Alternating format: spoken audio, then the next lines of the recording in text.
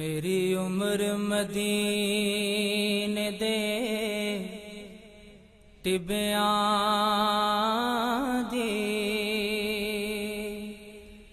تصویر بڑا دیاں گزر گئی میری عمر مدینے دے ٹبیاں دی تصویر بڑا دیاں گزر گئی. نسلم علی رسولہ الکریم.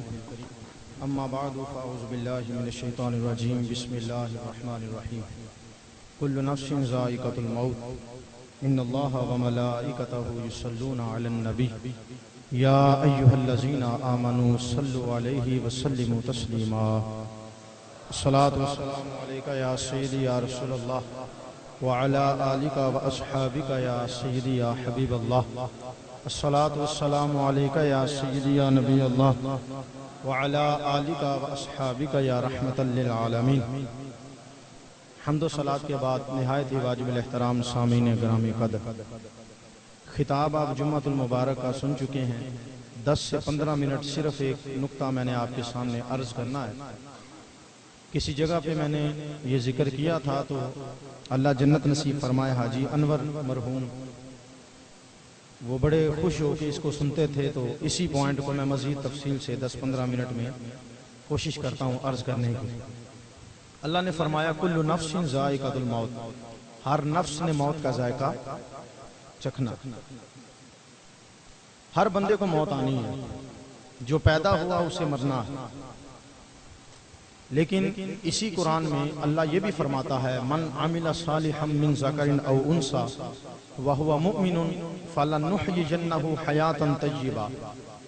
عمل اچھے ہوں، مرد ہو چاہے عورت ہو مومن، اللہ فرماتا ہے ہم اسے زندہ رکھیں گے، پاکیزہ زندگی کے ساتھ زندہ رکھیں گے. ایک جگہ قرآن نے کہا ہر نفس کو موت آنی ہے، دوسری جگہ قرآن کہتا ہے جو اچھے عمل کر کے گیا اسے ہم زندہ رکھیں گے. ایک اور آیت سنیے وَلَا تَقُولُوا لِمَنْ يُقْتَلُ فِي سَبِيلِ اللَّهِ أَمْوَاتٌ بَلْ أَحْيَاءٌ وَلَكِنْ لَا تَشْعُرُونَ. جو اللہ کی راہ میں جان کا نذرانہ پیش کر دیں انہیں مردہ نہ کہنا، اللہ فرماتا ہے وہ زندہ ہے. وَلَا تَحْسَبَنَّ الَّذِينَ قُتِلُوا فِي سَبِيلِ اللَّهِ أَمْوَاتًا بَلْ أَحْيَاءٌ عِندَ رَبِّهِمْ يُرْزَقُونَ. صرف کہنے کی بات نہیں، سوچنے سے بھی منع کر دیا. جو راہ خدا میں مار دیے جائیں انہیں مردہ گمان بھی نہیں کرنا، وہ ایسے زندہ ہیں اللہ انہیں رزق لیے عطا فرما رہا. ایک آیت میں کہا ہم نے ہر بندے کو موت آنی ہے. 3 آیتیں میں آپ کے سامنے بیان کر چکا ہوں. کچھ زندہ بھی رہتے ہیں، کچھ زندہ بھی رہتے ہیں. 5ویں آیت سنیے، سورہ ملک کی آیت مبارکہ ہے. اللہ رب العزت نے فرمایا الذی خلق الموت والحیات لیبلوکم ایکم احسن عملا. ایک بات یاد رکھیں، جو چیز جس مقصد کے لیے بنتی ہے اللہ اس کا ذکر اسی میں بیان فرماتا. کبھی ایسا نہیں ہوا کہ ایک چیز کے بننے کا مقصد اور ہو لیکن بیان کسی اور مقصد کے لیے کیا گیا. اس کی مثالیں بہت ساری میں دے سکتا ہوں لیکن وقت مختصر. جو چیز جس مقصد کے لیے بنتی ہے اللہ اس کا ذکر اسی میں بیان کرتا. تو یہاں 2 چیزوں کا ذکر ہے، زندگی اور موت کا، اور مقصد ایک ہے لیبلوکم، تمہیں آزمانا ہے. الذی خلق الموت والحیات لیبلوکم ایکم احسن عملا. فرمایا موت بھی اس لیے بنائی تاکہ تمہیں آزمایا جائے، زندگی بھی اس لیے بنائی تاکہ تمہیں آزمایا جائے. پتہ چلا اگر موت مارنے کے لیے ہوتی، موت فنا کرنے کے لیے ہوتی، موت مٹی میں ملانے کے لیے ہوتی تو اللہ یہ ضرور کہتا کہ ہم نے موت کو اس لیے بنایا کہ تمہیں مٹا دے، موت کو اس لیے بنایا کہ تمہیں ختم کر دے، موت کو اس لیے بنایا تمہیں مٹی کے ساتھ ملا دے. لیکن ایسا پورے قرآن میں کہیں نہیں فرمایا، بلکہ فرمایا موت کا مقصد مٹانا نہیں ہے، موت کا مقصد ہے ہم تمہاری آزمائش کرنا چاہتے ہیں. ہم تمہاری تو زندگی میں تو آزمائش ہوگی عملوں سے. کون نماز پڑھتا ہے، کون روزہ رکھتا ہے، کون حج کرتا ہے، نیک عمل کرتا ہے. مرنے کے بعد تو عمل ہی نہیں، آزمائش کہاں کی. علماء فرماتے ہیں معنی یہ ہے، اللہ فرماتا ہے میں دیکھنا یہ چاہتا ہوں کون دنیا داری میں مرتا ہے، کون محمد کی وفاداری میں مرتا ہے۔ یہ آزمائش کرنی ہے۔ تو 5 آیتیں میں آپ کے سامنے عرض کر چکا، بڑی توجہ چاہتا ہوں آپ کی، تو بغیر تمہید کے میں نے بات شروع کی ہے۔ کل نفس ذائقۃ الموت، ہر نفس نے، ہر، سارے بولے میرے ساتھ، ہر نفس نے موت کا ذائقہ چکھنا ہے۔ نفس مرے گا، بندے زندہ رہیں گے۔ جن بندوں کے زندہ رہنے کا ذکر ہے وہ میں آیتیں سنا چکا ہوں، آپ کو بار بار نہیں سناؤں گا۔ فرمایا ہر نفس نے موت کا ذائقہ چکھنا ہے۔ تو میں تو ان آیتوں سے یہی سمجھاؤں، شاید آپ اختلاف کر بھی سکتے ہیں، میری عقل یہ کہتی ہے کل نفس ذائقۃ الموت، ہر نفس نے موت کا ذائقہ چکھنا ہے۔ تو معلوم ہوا موت آئے گی نفس کو، موت آئے گی نفس کو، موت آئے گی نفس کو۔ اب جو زندگی میں ہی اپنے نفس کو مار دیتا ہے وہ مر کے بھی زندہ ہو جاتا ہے، کیونکہ نفس کو موت آنی ہے، نفس کو۔ یا پھر اس کا دوسرا معنی یہ بھی ہو سکتا ہے کل نفس ذائقۃ الموت، ہر اس بندے کو موت آئے گی جو نفس کی خاطر زندگی گزارے گا۔ ہر اس بندے نے مرنا ہے جو نفس کی خاطر زندگی گزارے گا، جس کی زندگی ہی اللہ رسول کے لیے ہو، اسے کہاں کی موت، اس کی زندگی اللہ رسول۔ اس کی چند مثالیں میں بڑی جلدی سے آپ کو عرض کر دیتا ہوں۔ ملفوظات شریف میں اعلیٰ حضرت نے یہ واقعہ لکھا ہے۔ امام اہل سنت فرماتے ہیں ایک بابا جی تھے، انہوں نے اپنے ایک شاگرد کو کھیر پکا کے دی۔ اپنے شاگرد سے کہا یہ پتیلا پکڑ لے اور نہر کے پار فلاں جگہ میرا ایک دوست رہتا ہے، اسے جا کے میری طرف سے تحفہ دینا۔ اس نے پتیلا تو پکڑ لیا، تو کہتا ہے بابا جی رستے میں نہر آتی ہے، پل بھی ٹوٹا ہوا ہے، کشتی بھی کوئی نہیں، تو میں پار کیسے گزروں گا؟ اعلیٰ حضرت فرماتے ہیں بابا جی نے کہا بیٹا جب نہر کے کنارے پہ جائے نا تو نہر کو کہنا مجھے اس بندے نے بھیجا ہے جو آج تک اپنی بیوی کے پاس نہیں گیا۔ 12 بچے تھے حضرت صاحب کے، آج تک بیوی کے پاس۔ شاگرد حیران تھا، استادوں کا حکم تھا، چلا گیا، پتیلا سر پہ اٹھایا ہے۔ اعلیٰ حضرت فرماتے ہیں نہر کنارے جا کے کہتا ہے مجھے اس بندے نے بھیجا ہے جو آج تک اپنی بیوی کے پاس نہیں گیا۔ یہ جملہ کہنا تھا، پانی نے رستہ چھوڑ دیا۔ ذرا اونچی آواز سے بول سکتے ہیں آپ؟ پانی نے رستہ چھوڑ دیا۔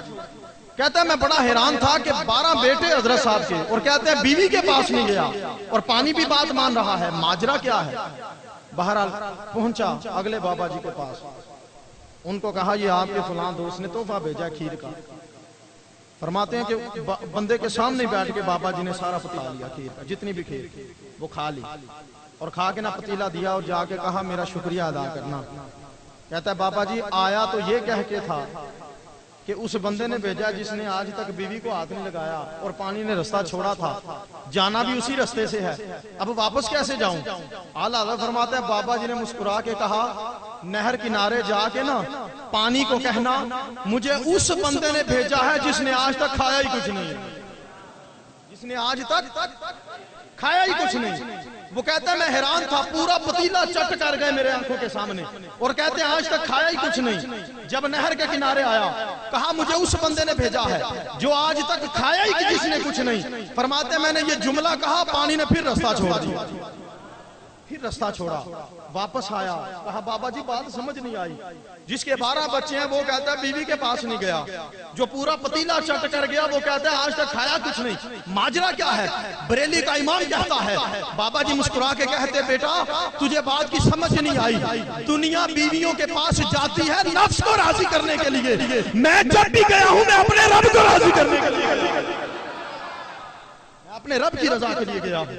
اور وہ جو بابا کہتا تھا کھایا کچھ نہیں، اس نے آج تک جب بھی حلق سے نیچے لقمہ اتارا ہے نا، نفس کو راضی کرنے کے لیے نہیں اتارا، رب کو راضی کرنے کے لیے اتارا۔ اس کا مطلب ہے جو نفس کی خاطر کھائے اس کا کھانا شمار ہوتا، اور جو رب کی خاطر کھائے اس کا کھانا شمار ہی نہیں ہوتا۔ جو نفس کی خاطر عورت کو ہاتھ لگائے، بیوی کے قریب جائے، اس کا بیوی کے قریب جانا شمار ہوتا ہے، اور جو رب کی خاطر جائے اس کا جانا شمار ہی۔ دوسری مثال سنیں، بات ذرا آسان ہو جائے۔ آپ سب نے واقعہ سنا، میں صرف اشارہ کر رہا ہوں۔ حضرت شیخ عبد القادر جیلانی کے والد گرامی حضرت ابو صالح موسیٰ جنگی دوست. جنگی دوست اس لیے کہا جاتا ہے آپ تلوار اور زرہ ہر وقت لٹکائے رکھتے تھے اور جہاد میں ساری زندگی گزاری آپ نے. سارا دن روزہ بھی رکھتے جہاد بھی کرتے. تھکاوٹ تھی, شام کا وقت تھا, افطاری کا وقت قریب تھا, سفر تھا, نہر سے پانی بہتا ہوا آ رہا تھا, ایک سیب آتا ہوا دیکھا, افطاری کا وقت قریب, بھوک اور پیاس کی شدت. آپ نے نہر سے پانی پیا, جلدی جلدی سیب اٹھایا, کھا لیا. دل میں خیال آیا جس کا کھایا ہے پوچھا تو تھا ہی نہیں, اجازت تو اس کے لیے کوئی نہیں. یہ ہماری سوچ, ہم کہتے ہیں اللہ دی زمین تو لب ہے, کوئی چیز مل جائے نا اللہ دی زمین تو لبی, جدہ ڈگا وہ بھی اللہ دا ہی بندہ. اعلیٰ حضرت یہ حضرت ابو صالح موسیٰ جنگی دوست سیب بخشوانے کے لیے, معافی کروانے کے لیے پہنچے. حضرت عبداللہ سومی جو غوث اعظم کے نانا جان ہیں وہ بھی پہنچی ہوئی سرکار تھی. انہوں نے نگاہ ولایت ڈالی کہ یہ جو بچہ ہے اس کو آخرت کا اتنا خوف ہے, ایک سیب بخشوانے اتنا سفر کر کے آ گیا. 2 شرطیں رکھیں. پہلی شرط یہ ہے 12 سال میرے باپ کی خدمت کر. دوسری شرط 12 سال بعد بتاؤں گا. ایسے ابو صالح موسیٰ جنگی دوست, ایک طرف قیامت کا امتحان, ایک طرف سیب کو معاف کرانا اور 12 سال کی خدمت. کہا قیامت کے امتحان سے تو بچنا ہی چاہیے. کہا مجھے منظور ہے. 12 سال باپ کی خدمت کی. بعد میں دوسری شرط کی باری آئی. میں اس موضوع پہ مثال دے رہا ہوں جو کام نفس کی خاطر کیا جائے وہ شمار میں ہوتا ہے, وہ گنتی میں ہوتا ہے, وہ حساب میں ہوتا ہے, وہ کتاب میں ہوتا ہے. اور جو کام رب کی خاطر کیا جائے وہ حساب اور شمار میں نہیں ہوتا. حضرت عبداللہ سومی نے 12 سال بعد دوسری شرط بتائی. فرمایا میری ایک بیٹی ہے جس کے سر کے بال کوئی نہیں, جس کی آنکھیں کوئی نہیں, جس کی زبان کوئی نہیں, جس کے کان کوئی نہیں, جس کے ہاتھ کوئی نہیں, جس کے پاؤں کوئی نہیں, اس سے نکاح کر پھر تجھے معاف کروں گا. آپ نے قیامت کے امتحان کو سامنے ملاحظہ کیا. فرمایا مجھے قبول ہے. جب نکاح ہو گیا بیوی کے حجرے میں گئے, سلام کیا, اس نے جواب دیا. سوچا یہ تو سن بھی رہی ہے, بول بھی رہی ہے. بھاگے واپس آئے. بابا جی آپ نے کہا تھا بولتی کوئی نہیں, وہ بول بھی رہی ہے. آپ نے کہا تھا سنتی کوئی نہیں, وہ سن بھی رہی ہے. آپ نے کہا وہ دیکھتی کوئی نہیں, وہ دیکھ بھی رہی ہے. کیا ماجرا ہے؟ حضرت عبداللہ سومی ماں کے کہتے ہیں بیٹا میں نے جو کہا تھا نا سر سے گنجی ہے, مانا یہ نہیں تھا کہ بال کوئی نہیں, مانا یہ ہے اس کے سر کے بالوں کو آج تک کسی غیر مرد نے دیکھا ہی کوئی نہیں ہے. میں نے جو کہا تھا آنکھوں سے اندھی ہے, مانا یہ ہے اس نے غیر مرد کو دیکھا کوئی نہیں. میں نے کہا تھا زبان سے گونگی ہے, مانا یہ ہے غیر مرد سے گفتگو نہیں کی. اس نے کہا کہ میں نے جو کہا وہ لنگڑی ہے, مانا یہ ہے اپنا پاؤں گھر کی دہلی سے باہر ہی نہیں نکالا. میں نے جو کہا ہاتھوں سے معذور ہے, آج تک اس نے حرام کام کی طرف ہاتھ ہی نہیں بڑھایا. تو پھر میرا سوال یہ ہے سر کے بالوں سے لے کے پاؤں کے تلووں تک اس پاکیزہ عورت نے اپنے جسم کے اعضاء کو کبھی نفس کی خاطر استعمال نہیں کیا تو وہ شمار میں بھی نہیں آیا. فرمایا اس نے جو کچھ کیا ہے اللہ کی رضا کے لیے کیا, اللہ کی رضا کے لیے کیا. تو جو کام نفس کی خاطر ہو وہ شمار میں ہوتا. بلکہ میں ایک جملہ بولنے لگا ہوں, توجہ ہے سب کی. جو کام نفس کی خاطر ہو وہ حساب میں بھی ہوتا ہے, کتاب میں بھی ہوتا ہے. اور جو رب کی رضا کی خاطر ہو جب وہ حساب میں نہیں تو کتاب میں کہاں آ جائے گا. وہ نہ کتاب میں ہوتا ہے نہ حساب میں ہوتا ہے. اس کی مثال تیسری حدیث سے پیش کر کے بات ختم کرنے کی طرف آتا ہوں. حدیث مبارکہ سنیے سیاستہ کی. حضور علیہ السلام کی بارگاہ میں ایک بی بی آئی. حضور میں نکاح کرنا چاہتی ہوں, بڑی تیزی سے میں گزر رہا ہوں. حضور نکاح کرنا چاہتا. فرمایا تیری چاہت کیا ہے, کس سے کرنا چاہتا؟ حضور میری پسند یہ ہے شادی اس سے کروں گی جو ساری رات عبادت کرے, جو ساری رات عبادت کرے, شادی اس سے کرے. اللہ اکبر. میرے نبی نے فرمایا کون ہے خوش نصیب جو اس کی شرط پوری کرے. صحابی اٹھے, انہوں نے نہیں پوچھا جہیز کتنا لے کے آئے گا, یہ نہیں پوچھا اس کی تعلیم کتنی ہے, اس کے خاندان میں باپ بھائیوں میں آگے پیچھے کون ہے, برادری قبیلہ کیا ہے. صحابی نے سوچا جس کی سوچ اتنی سونی ہے وہ آنے والی نسلوں کی تربیت بھی تو ویسی کرے گی نا. صحابی اٹھ کے کہتا ہے سونیا مجھے شرط منظور ہے, میرا نکاح فرما دیں. مجھے بتائیں جس کا نکاح خود کملی والا ہو, وہ برکتوں میں کون سی کمی رہ جائے گی؟ حضور نے وہیں بیٹھے بٹھائے نکاح پڑھا دیا. صحابی بیوی کو لے کے گھر, ہفتہ کو نہیں گزرا, بیوی شکایت لے کے آ گئی. سونیا اس نے کہا تھا ساری رات عبادت کروں گا, وہ تو عشاء پڑھ کے جاتا ہے, سویا رہتا ہے, صبح فجر کے وقت اٹھتا ہے. حضور نے بلوایا, تو نے شرط منظور کی تھی, ساری رات عبادت میں گزارے گا, تو عشاء پڑھ کے جاتا ہے, سویا رہتا ہے, آگے فجر میں آتا ہے, کیا مطلب ہے؟ صحابی کہتا ہے سونیا میں تو ساری رات عبادت میں ہی رہتا ہوں. عبادت میں کیسے؟ عرض کی حضور یہ میں نے نہیں فرمایا, یہ تو آپ کی حدیث ہے. آپ نے فرمایا جو عشاء کی نماز جماعت کے ساتھ پڑھ کے سوتا ہے, جب صبح اٹھ کے فجر کی جماعت کے ساتھ پڑھتا ہے, اللہ اسے ساری رات کی عبادت کا ثواب عطا فرماتا ہے.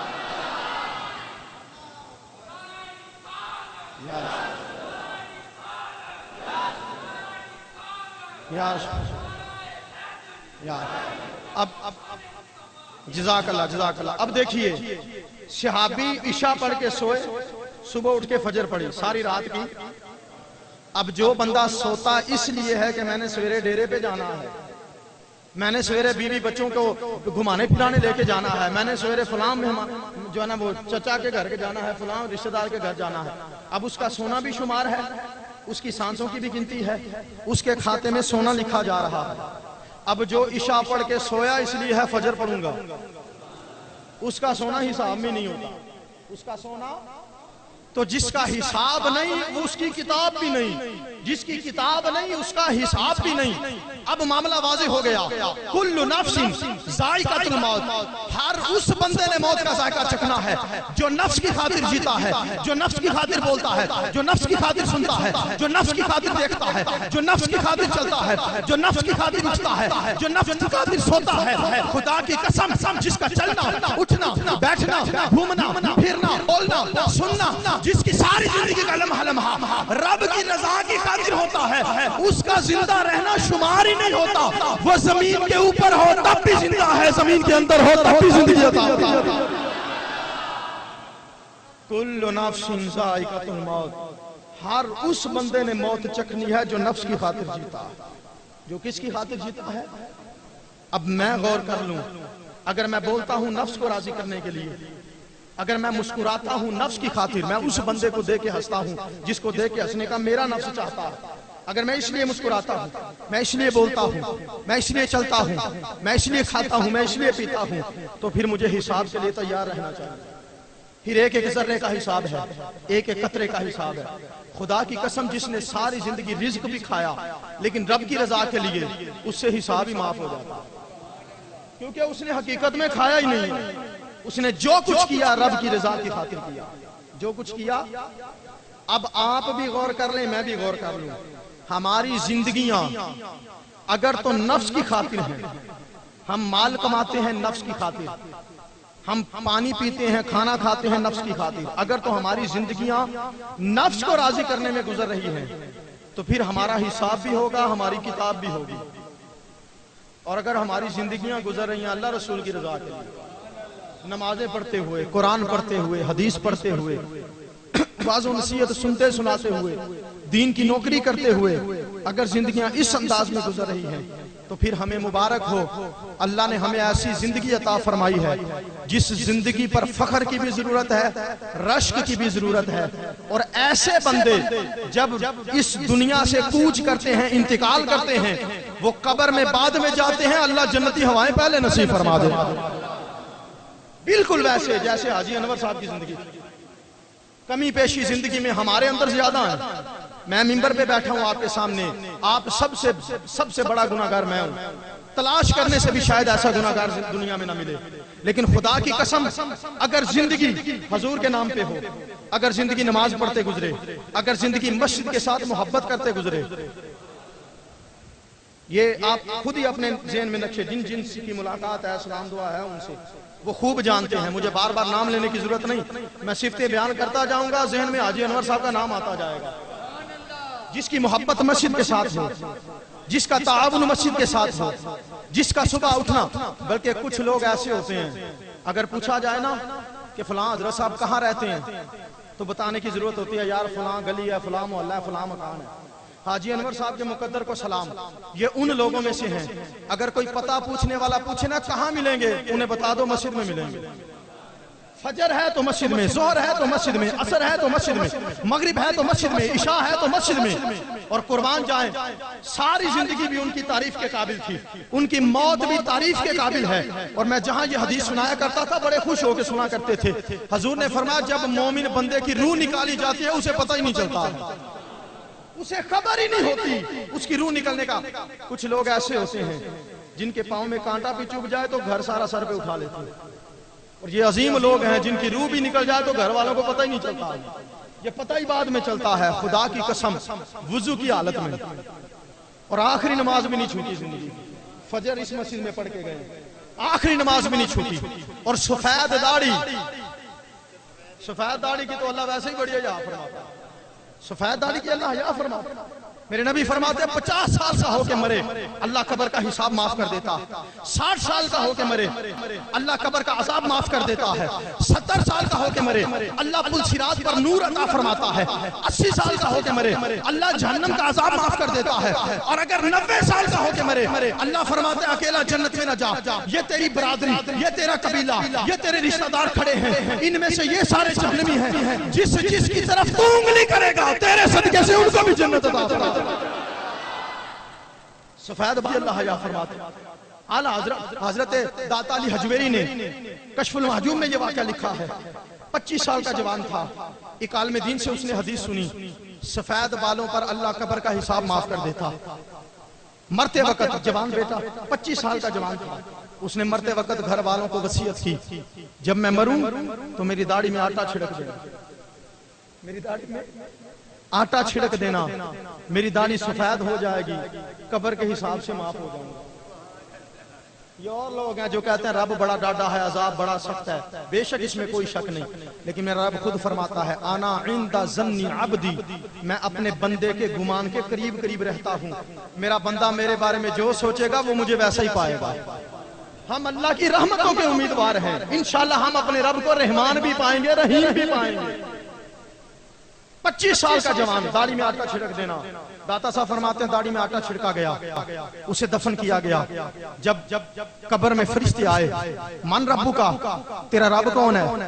25 سال کا جوان داڑھی میں آٹا، کہنے لگا میری داڑھی سفید نظر نہیں آ رہی۔ یہ داتا صاحب نے لکھا، بڑے لوگوں کی بڑی باتیں ہوتی، کہا میری داڑھی دیکھو، کہا ما دینو کا، تیرا دین کیا ہے؟ کہا میری داڑھی دیکھو، کہا ما کنت تقول فی حقی حاضر رجل، اس محبوب کے بارے میں کیا کہتا تھا؟ کہا میری سفید داڑھی کو دیکھ لو۔ فرشتے کہنے لگے ہم سوال کچھ کرتے ہیں جواب تو کچھ دیتا ہے۔ اس نے کہا میں نے حدیث سنی ہے علماء سے، جس کی داڑھی کے بال سفید ہوں، جس کی داڑھی کے بال، تو یہ بابا جی سفید بھی کالے کر دے پھر، یہ سفید بالوں کی بات ہے۔ فرمایا میری داڑھی کے بال سفید ہے، میں نے حدیث سنی ہے جس کی داڑھی کے بال سفید ہوں اللہ حساب معاف کر دیتا ہے۔ داتا صاحب فرماتے ہیں فرشتے کہنے لگے وہ اصلی داڑھی کی بات ہے، یہ پاکستانی پولیس نہیں، یہ تو اللہ کی پولیس ہے نا، اس کے ساتھ تو دو نمبری نہیں چل سکتی۔ کہا وہ اصلی داڑھی کی بات ہے۔ وہ 25 سال کا عاشق رسول سیدھا ہو کے بیٹھا اور کہنے لگا حدیث میں پڑھتا ہوں، اصلی کا لفظ تم نکال دیا۔ حدیث میں اصلی نقلی کی تو بات ہی کوئی نہیں، وہاں تو سادہ بات ہے، داڑھی سفید ہو حساب معاف ہے، میری داڑھی سفید ہے، جیسے بھی کر کے آیا ہوں سفید ہے، میرا حساب معاف ہونا چاہیے۔ داتا صاحب فرماتے اس نے حدیث پڑھی، جب حدیث ختم ہوئی اس سے پہلے کہ فرشتے کوئی بات کرتے اللہ رب العزت کی ہاتف غیب سے آواز آئی، اے فرشتوں اس نے میرے نبی کی حدیث پڑھی ہے، اسے چھوڑ دو، جس جگہ پہ میرے یار کی حدیثیں پڑھی جاتی ہیں میرا عذاب نہیں آتا، جس جگہ پہ میرے یار کی حدیثیں پڑھی جائیں وہاں عذاب۔ جس کے آٹے سے بال سفید ہوں حساب تو اس کا معاف ہو جاتا ہے، تو جس کے اصلی بال سفید آ جائیں اللہ اس پہ کتنا کرم فرماتا ہے۔ یہ ہمارا حسن ظن ہے، جنتی روح تھے، جنتی عمل تھے، اور جنتی موت ہے، اور انشاءاللہ جنتی قبر ہے، حشر بھی جنتی ہے۔ اللہ تعالیٰ ان کے درجات کو بلندیاں نصیب فرمائے۔